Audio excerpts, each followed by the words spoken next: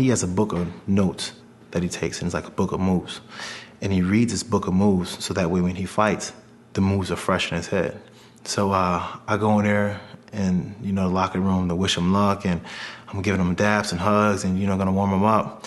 And I go and sit next to him when he's looking at the book of notes, and he covers it, and he puts it down, and he looks at me, and I'm like, damn, bro, it's like that? Like, for real? So then I knew at that point, I was next on the menu. For the men who ply their trade in the octagon, motivation is rarely in short supply. Their goals, their dreams, their livelihood, all at stake in every fight. But sometimes the drive emerges from a deeper place, the motivation truly personal. And so it is with Rashad Evans and Jon Jones. It's about neither intended to fight. Injuries ruined his chance to recapture the title, and he was replaced by his sparring partner, his protege, his teammate. After a dominating victory over Shogun Hua, the tables turned. It's all over! Jon Jones is the youngest champion in UFC history! Evans was suddenly a mere contender, and Jones, the alpha dog. Now, after a bitter split, comes a showdown years in the making.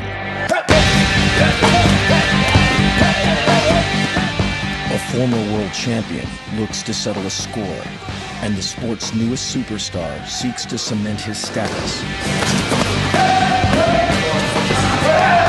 Outside the octagon and inside their lives, this is UFC Primetime.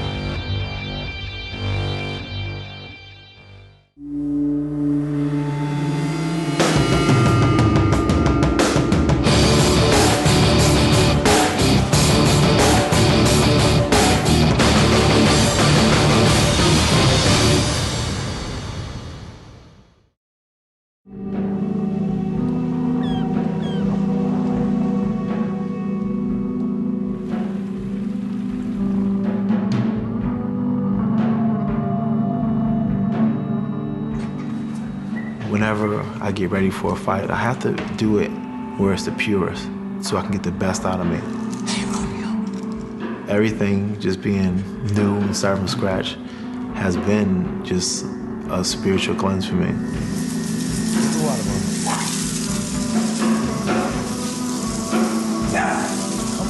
Just getting back to basics.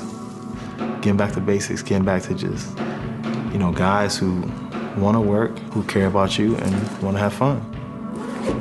This place feels perfect.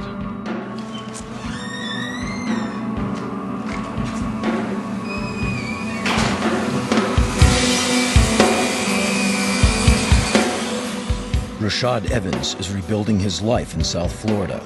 The former light heavyweight champ has a new home, a new coach, a new gym, and an octagon still in pieces. He's recently divorced his college sweetheart and severed his relationship with Coach Greg Jackson and the elite team in Albuquerque, where he was once a star. Rashad and I were very close, like me and all my fighters, especially with him because, there's 5 or 6 of them that really contributed to making our team great early on, and he was definitely a huge force in that. And so, yeah, we became very close. Evans has a fresh start as he prepares to fight an old friend, but a measure of bitterness lingers. A few years ago, Greg Jackson approached me with the idea of having Jon Jones join the camp. And I was like, man, this kid looks pretty good. He looks like a up-and-coming guy. And I was like, Greg, I don't really feel comfortable with him coming on the team, being that he's gonna be somebody I gotta compete against. And Greg was like, no, buddy, it's not gonna be like that. We're family, we're brothers, we'll never have to fight each other. And I'm like, yeah, but still, I just don't feel comfortable with the idea. And Greg was like, listen, trust me, you will not have to fight him. And if you do have to fight him, I'm with you 100% brother. And he says, if you can't trust your friends, then who can you trust? And I was like, you know what? All right, Greg. The two fighters trained together, developing a friendship and pushing each other to new heights. Rashad fought his way back to another shot at the belt, but was sidelined by a knee injury during camp. Ladies and gentlemen, presenting the challenger! Jones was tapped to be his replacement, the former champ's early fears about one day having to face his precocious training partner, quickly began to materialize. It is all over! John Jones is the youngest champion in UFC history! Wow! Exacerbating the situation was an interview in which Jones publicly entertained the notion of fighting Rashad. What are you going to do when Dana says you have to fight Rashad Evans? Because he's right up there. What are you going to do when that situation is presented to you? Well, you know, it's Dana's world, right? When you're a UFC fighter, we live in it. So, you know, I respect Dana a lot, and if that's what he absolutely wanted to happen, then, you know, I guess that's what would have to happen. It was the way he said it. He would fight me. John has always said, was so upfront about being like, no, I would never fight Rashad. Rashad's like my brother, like not even entertain the idea. And I was the exact same way. So every other time before that, he wasn't even entertaining the idea. No, I'll never fight Rashad. I'll never fight him, no. And then all of a sudden, he just kind of like flipped it up a little bit. So we ended up talking, and I said, if you want to fight, then we'll fight. And then I said, I'm gonna whoop your ass. He said, I'm gonna whoop your ass. Touch 2 times. You know, it made me feel angry at first, and I was full of emotions, and it was just more like, man, Greg, you know? You tell me that it would never happen, you're guaranteeing me that I will never have to fight somebody. And I go off of your word, and then it turns around and happens just the way that I thought it would happen. And then you say, all right, I'm gonna stick with him. That's betrayal.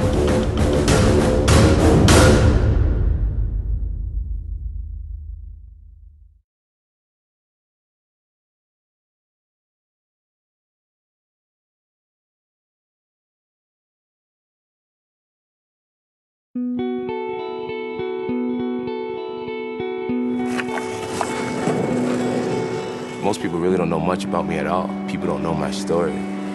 A lot of people have a hard time relating to me because they feel as if my success has come so easily, which is a blessing that it seems easy to the outside eye.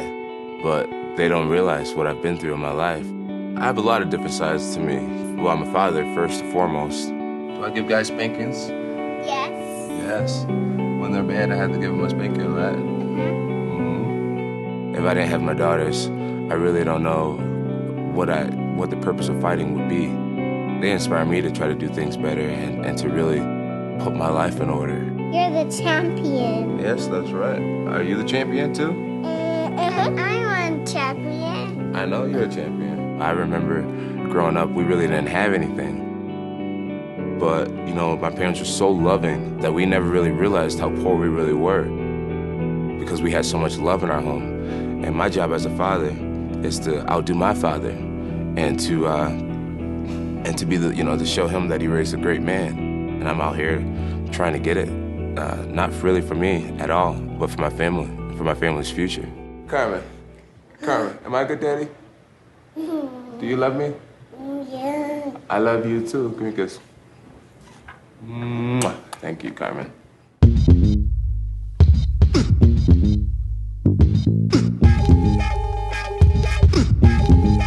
Let the rhythm hit 'em.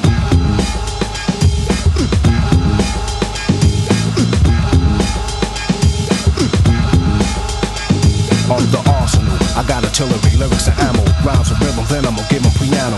Bring a bulletproof vest, nothing to ricochet. Ready aim at the brain and what the trigger say. The Wall of Fame at Greg Jackson's legendary Albuquerque Academy boasts the most prolific champions of the team's 20 years. But there's a conspicuous absence, both on the wall and in the gym. Rashad Evans was once the most famous fighter, but times have changed.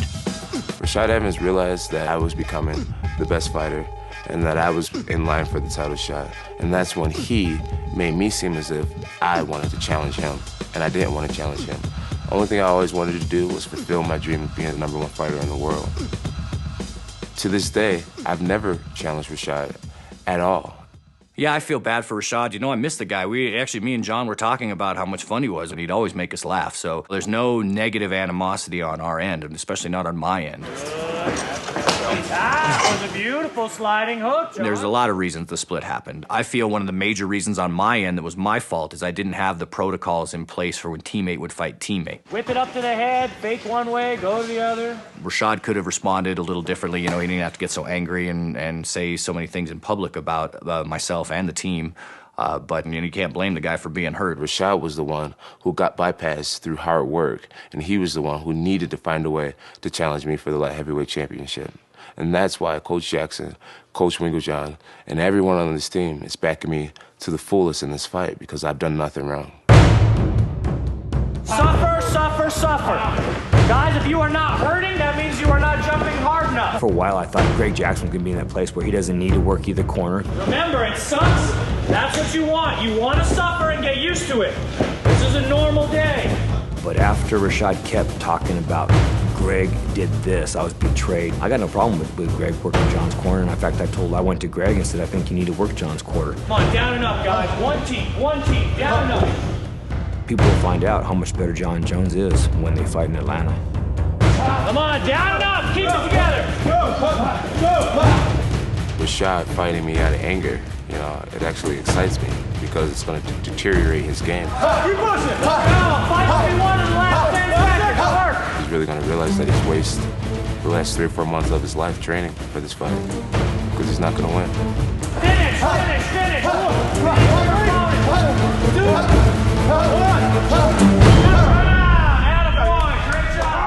Great job.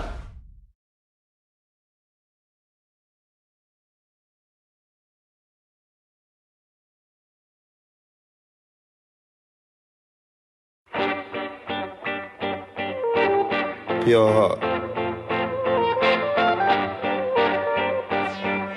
I love you. Your heart is super cool. You're live and elemental. You're sweet and you're true. It's so true. I love South Florida. Like paradise. Call it a good break coming out here. It's beautiful. Not even the weather. Like the people down here is cool and laid back. Every single time I leave South Florida, I'm just like, man, I can't wait to come back. As soon as I get on the plane and I land here, as soon as those doors open, I just feel that heat. Good times in sunny South Florida. You're plain and elemental. Ain't nothing like you.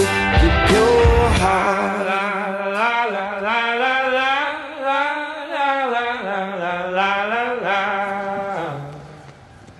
Tucked inside a strip mall gym, a year-old team shrouded in mystery has brought both levity and grit to this wealthy beach town.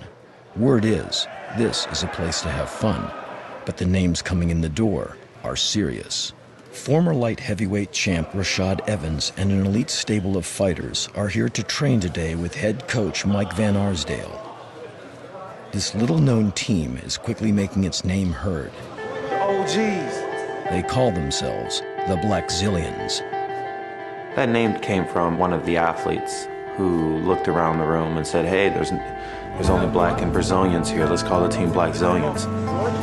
It doesn't mean you're not black or Brazilian cannot come in. We all can come in, They all can come in. All right, here we go. I want athletes who really caring about just like training and really caring about just pushing each other and just about getting some good work in. Let's leave all the stress back at the door, out this place, and have fun here. So how old is your baby, huh? That's why I love so much this team. Losses are not defeats. Victory is not success. When our champion loses, he learns with his mistakes. And when a loser wins, he gets lazy in the comfort zone. That's our difference. We are champions. What are we? Champions! Excellent! Keep going, do everything. Yes, press away. Spread your way back. Spread your way back. Yes, that's it. Yeah, he's here. That's it. Pretty much everyone here is high level, so it's a good group when you have, a whole room full of every guy who's a professional fighter and lots of them high level pros. Working out Rashad's are great. Even though he's a 205-pounder, he has the speed of like a 70-pounder, so it's really good moving with him. Okay, calm. We bring a new style of fight, Black Zillion style, Finish fights, finish fights. pillow. Come on. Yeah. Lord.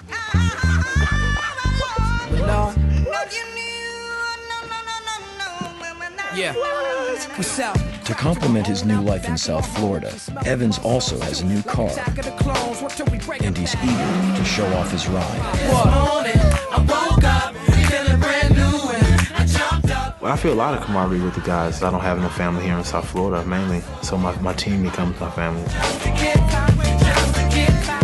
No longer a motley crew of lost souls, the Black Zillions have built a strong camp with even stronger bonds.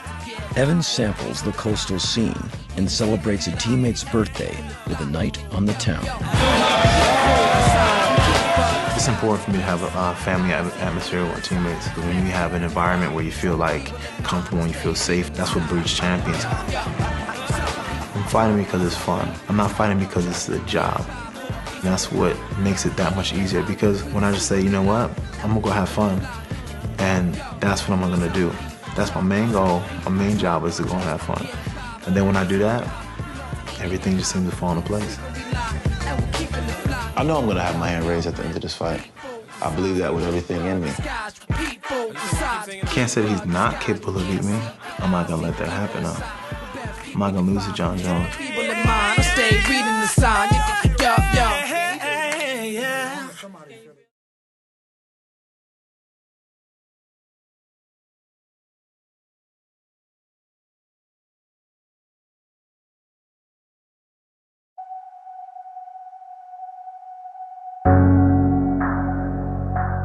Though he hails from upstate New York, John Jones trains in Albuquerque, New Mexico, where he endures a brutal regimen 6 days a week, up to 4 times a day. But the grind is made easier by the presence of perhaps the most important member of the team, his brother, Arthur. John's my best friend, you know. Not even a brother, he's my best friend, you know. He's the best thing that ever happened in my life. But John's big brother is more than just a supporter. He's a star in his own right.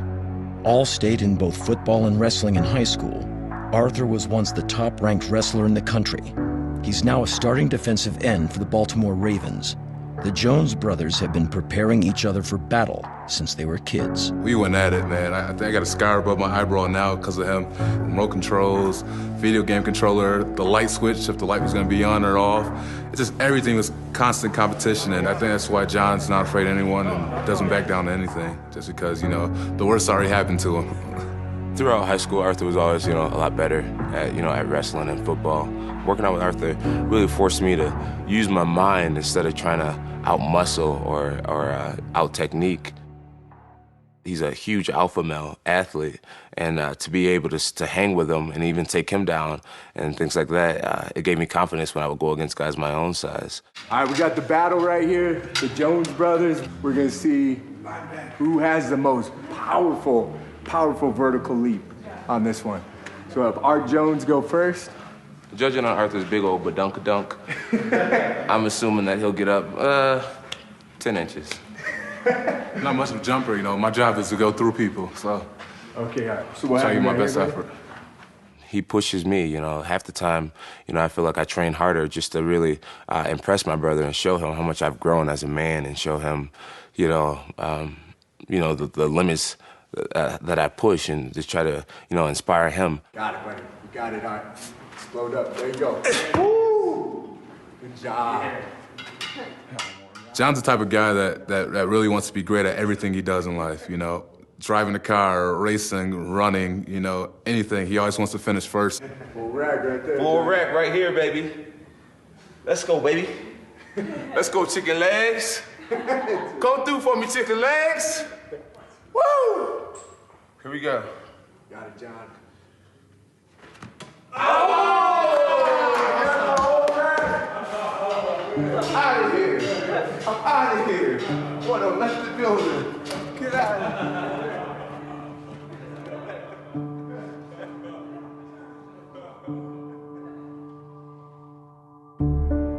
The great thing about Albuquerque and what you can get here that you get nowhere else is you've got the incredibly high elevation. The foothills that we're at, we're about a little over 8,000 feet. The sun's beating down, as you can tell. You notice that everything's tough here. You know, it's just the environment itself. is a high desert environment, and if you see all these shrubs and cactuses, and everything here is made to be extremely tough. The hill we're running today is called the Hill of Tears, and I named it that because it really breaks you down. When you get to the top of it and your legs freeze and your butt freezes up, you just want to cry. It just brings everything out of you. As you're running, there's rocks and pebbles and all kinds of stuff in the way, so you have to keep that kind of mental acuity. You have to stay sharp mentally as you're just running yourself into the ground, so exhausted. I only lost one time in my life, and that's all I think about. I never want to lose again. I'm gonna make him feel my pain. I'm gonna make him suffer. This mountain can't break you. That's our saying. No man can. Nature can't take you out. You ain't getting taken out. One more thing. Everything you got. You rock hard. I don't want to just go in there and just win and get my hand raised. I want to hurt him.